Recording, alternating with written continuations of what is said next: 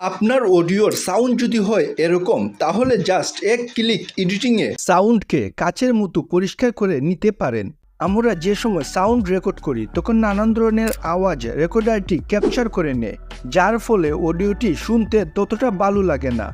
তাই আজকের ভিডিওর মাধ্যমে এক ক্লিকে সাউন্ড থেকে কিভাবে এসব নয়েজ রিমুভ করবেন তা দেখাবো। প্রথমে আমরা ক্রোমে চলে আসব। ক্রোমে এসে সার্চ বারে লিখব অ্যাডোবি পডকাস্ট। দেন অ্যাডোবি পডকাস্টে ক্লিক করব। তারপর গো টু ইনহ্যান্স স্পিচে ক্লিক করব।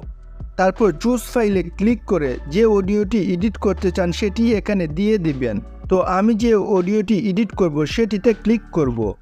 দেখুন এআই নয়েজ রিমুভের কাজটি শুরু করে দিয়েছে।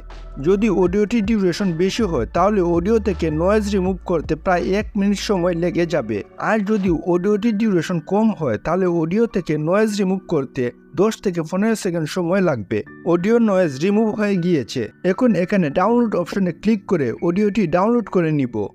চলুন এখন শুনে নেই অডিও নয়েজ রিমুভ হওয়ার আগে অডিওটি কেমন ছিল।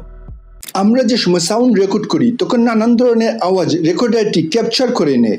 এখন শুনে নিব অডিও নয়েজ রিমুভ হওয়ার পর অডিওটি কেমন হয়েছে। আমরা যে সময় সাউন্ড রেকর্ড করি তখন নানান ধরনের আওয়াজ রেকর্ডারটি ক্যাপচার করে নেয়। সব রকমের নয়েজকে এআই রিমুভ করে দিয়েছে।